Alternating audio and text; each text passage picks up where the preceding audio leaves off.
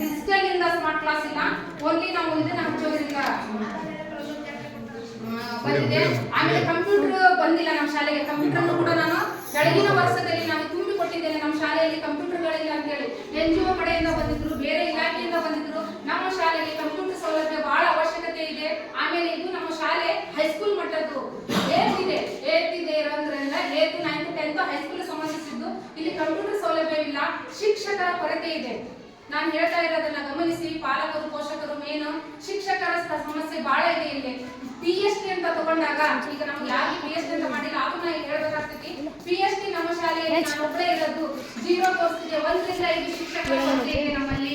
1ನೇ ತರಗತಿಯಿಂದ 5ನೇ ತರಗತಿ ಬೋಧನೆ ಮಾಡುವಲ್ಲಿ ಅದನ್ನ ಯಾಡ್ ಮಾಡೋಕ್ಕೋಸ್ಕರ ಅತಿಥಿ ಶಿಕ್ಷಕರನ್ನ ನಾವು ತಗೊಂಡಿದ್ದೇವೆ. ಆಮೇಲೆ ಬೈಲಿಂಗಲ್ ECC ನಮ್ಮ ಶಾಲೆಯಲ್ಲಿ ಪ್ರಾರಂಭವಾಗಿದೆ. ಅದೊಂದು ತುಂಬಾ ಖುಷಿ. ಸ್ವಲ್ಪ ಇನ್ನು ಪಾಲಕರಲ್ಲಿ ಇನ್ನು ಅದ್ರ ಬಗ್ಗೆ ಅರಿವು ಬರಬೇಕು. ನಮ್ಮ ಮಗು ಇಂಗ್ಲಿಷ್ ಕಲಿಬೇಕು. ನನ್ನ ಮಗು 4, 5ನೇ ವರ್ಷಕ್ಕೆ LKG UKG ಬಂದು ಸೇರ್ಬೇಕು. ಅದ್ರ ನಂತರ 1ನೇ ತರಗತಿ ಇಲ್ಲೇ ಇರ್ತದೆ, 1 ರಿಂದ 8 ಇಲ್ಲೇ ಇದೆ, ಇಂಗ್ಲಿಷ್ ಮೀಡಿಯಂ ಇದೆ, ಎಲ್ಲವೂ ಇದೆ. ಅದನ್ನ ಸ್ವಲ್ಪ ಮನಗಾಣಲಿ ಅಂತೇಳಿ LKG UKG 4 ವರ್ಷದಿಂದಲೇ LKG ಪ್ರಾರಂಭ, 5 ವರ್ಷಕ್ಕೆ UKG ಪ್ರಾರಂಭ ಮಾಡಿದ್ದೀವಿ. ಇಂಗ್ಲಿಷ್ ಮೀಡಿಯಂ ಆದರೆ ಗವರ್ಮೆಂಟ್ ಶಿಕ್ಷಕರಿಲ್ಲ. ಇದು ಗಮನಕ್ಕೆ ಇರಲಿ ಎಲ್ಲ ಪಾಲಕ ಪೋಷಕರಿಗೂ. ಇದು ಬರೀ ನನ್ನ ಶಾಲೆ ಒಂದೇ ಕೊರತೆ ಇಲ್ಲ, ನಂದು ಬರೀ ಪಕ್ಕದ ಶಾಲೆಗಳ ಕೊರತೆ ಇಲ್ಲ, ಇಡೀ ನಮ್ಮ ರಾಜ್ಯದ್ದೇ ಕೊರತೆ ಇದೆ, ಶಿಕ್ಷಕರ ಕೊರತೆ ಇದೆ. ಹಾಗಾಗಿ ಇದನ್ನ ನಾವು ಹೇಗೆ ಸರಿದೂಗಿಸಿದ್ರೆ 3 ಜನ ಪರ್ಮನೆಂಟ್ ಅತಿಥಿ ಶಿಕ್ಷಕರು, 3 ಜನ ಬೈಲಿಂಗಲ್ ECCಗೆ 3 ಜನವನ್ನ ತುಂಬಿಕೊಂಡಿದ್ದೀನಿ. 6 ಜನ ಶಿಕ್ಷಕರನ್ನ ತಗೊಂಡು ಇವತ್ತು ನಾವು ಪಾಠವನ್ನ ಸಾಕ್ತಾ ಇದೆ. ಒಟ್ಟು ನಾವು ಪರ್ಮನೆಂಟ್ ಶಿಕ್ಷಕರು 4 ಜನ ಇದ್ದೀವಿ.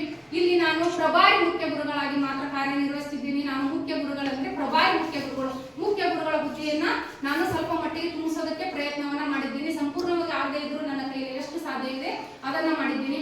ಇಲ್ಲಿ 3 ಜನ ಇನ್ನುಳಿದ ಶಿಕ್ಷಕರಿದ್ದಾರೆ. ಒಬ್ರು ಗಣಿತ ಮತ್ತು ವಿಜ್ಞಾನವನ್ನು ಹೇಳೋದಕ್ಕೆ ನಮ್ಮ ವಾಸು ಸರ್ ಅವರು ಇದ್ದಾರೆ. ಆಮೇಲೆ ಇಂಗ್ಲಿಷ್ ಅನ್ನು ಹೇಳೋದಕ್ಕೆ ಕುಮಾರಿ ಮಂಜುಳಾ ಪತಾಪುರ್ ಅವರು ಇದ್ದಾರೆ. ಆಮೇಲೆ ಸೋಷಿಯಲ್ ಅಂದ್ರೆ ಸಮಾಜ ವಿಜ್ಞಾನ ಹೇಳೋದಕ್ಕೆ ನಮ್ಮ ಜಯಶ್ರೀ ಮೇಡಮ್ ಅವರು ಇದ್ದಾರೆ. 6 ರಿಂದ 8ನೇ ತರಗತಿ ಬೋಧನೆಯನ್ನ ಮಾಡೋದಕ್ಕೆ 3 ಜನ ಶಿಕ್ಷಕರಿದ್ದಾರೆ. ಇನ್ನೂ ನಮಗೆ ಶಿಕ್ಷಕರ ಕೊರತೆ 6 ರಿಂದ 8ಕ್ಕೆ ತುಂಬಾ ಇದೆ. ದೈಹಿಕ ಶಿಕ್ಷಕರಿಲ್ಲ, ನೆನಪಿರ್ಲಿ, ದೈಹಿಕ ಶಿಕ್ಷಕರು ಬೇಕು ನಮ್ಗೆ ಇಲ್ಲಿ. ಆಮೇಲೆ ಸಂಗೀತ ಶಿಕ್ಷಕರು ಬೇಕಂತ ನಮ್ಮದ್ರಲ್ಲಿ ತೋರಿಸಿದ್ದಾರೆ.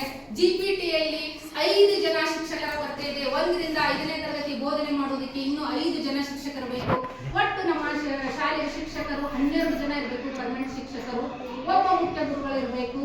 ಡಬಲ್ ಪ್ರಮೋಷನ್ ಆಗಿರ್ತಕ್ಕಂಥ ಗುರುಗಳೇ ಬರಬೇಕು. ಇಲ್ಲಿ 1 ಪ್ರಮೋಷನ್ ಅಲ್ಲ, ಡಬಲ್ ಪ್ರಮೋಷನ್ ಆಗಿರ್ತಕ್ಕಂಥ ಶಿಕ್ಷಕರು ಬರಬೇಕು. ಇವು ಎಲ್ಲವೂ ಸಮಸ್ಯೆಗಳು ಇದ್ರೂ ಕೂಡ ನಾವು ಹಾಗೆ ದೂಕೊಂತ ಹೋಗ್ತಾ ಇದ್ದೀವಿ. ನಮ್ಮ ಶಿಕ್ಷಕರು ತುಂಬಾ ಅದ್ಭುತವಾಗಿ ಚೆನ್ನಾಗಿ ಪಾಠವನ್ನ ಮಾಡ್ತಾ ಇದ್ರೆ ಸ್ವಲ್ಪ ಸಣ್ಣ ಪುಟ್ಟ ತಪ್ಪುಗಳಾಗ್ಬೋದು. ನಾವು ನೀವು ಕೂಡ ಮಾಡೋದು ಸಹಜ. ಯಾಕಂದ್ರೆ ಈಗ ಬಂದಿದ್ದಾರೆ, ಹೊಸದಾಗಿ ಬಂದಿದ್ದಾರೆ ನಮ್ಮ ಅತಿಥಿಗಳು. ಆಮೇಲೆ ನಮ್ಮ ಶಿಕ್ಷಕರು ಕೂಡ ಈಗ 2 ವರ್ಷವನ್ನ ಪೂರೈಸಿದ್ದಾರೆ. ಅವರು ಕೂಡ ತುಂಬಾ ಅದ್ಭುತವಾಗಿ ಪಾಠವನ್ನ ಮಾಡ್ತಾರೆ. ನಮ್ಗೀಗ ಸೈನ್ಸ್ ಇರ್ಲಿಲ್ಲ, 5, 6, 7 ವರ್ಷದಿಂದ ಅದನ್ನು ಸರ್ ಹೋದಾಗಿಂದ 6, 7 ವರ್ಷದಿಂದ ನಮ್ಮ ಸೈನ್ಸ್ ಅನ್ನ ನಮ್ಮ ಮಾಸ್ಟರ್ಸ್ ಅವರು ಸಂಪೂರ್ಣವಾಗಿ ತುಂಬಿದ್ದಾರೆ ಅಂತ ನಾನು ಮನಸ್ಸಿಗೆ ಅನ್ಕೊಂತಿದ್ದೀನಿ. ಅವ್ರದೇ ಆದಂತ ಒಂದು ಸಣ್ಣ ಲೈಬ್ರರಿಯನ್ನು ಮಾಡ್ಕೊಂಡಿದ್ದಾರೆ. ಲೈಬ್ರರಿ ಅಂತ ಗೊತ್ತಿರಲಿಲ್ಲ, ಅದ್ರ ಮುಖಾಂತರ ಬೋಧನೆಯನ್ನ ಮಾಡೋದನ್ನು ನಾನು ಗಮನಿಸಿದ್ದೀನಿ. ಸಾಕಷ್ಟು ಗಮನಿಸ್ತಾನೆ ಇರ್ತೀನಿ. ಆಮೇಲೆ ನಮ್ಮ ಇಂಗ್ಲಿಷ್ ಅನ್ನು ಕೂಡ ಬೇರೆ ಕಡೆ ನಮ್ಮ ಗಿರಿ ಸರ್ ಹೋದ್ಮೇಲೆ ಇಂಗ್ಲಿಷ್ ಅನ್ನು ತುಂಬಿಸ್ಕೊಳ್ಳೋಕೆ ನಮ್ಮ ಮಂಜುಳಾ ಮೇಡಮ್ ಅವರು ತುಂಬಾ ಸುಂದರವಾಗಿ ಪಾಠವನ್ನು ಮಾಡ್ತಾರೆ. ಅದ್ಭುತ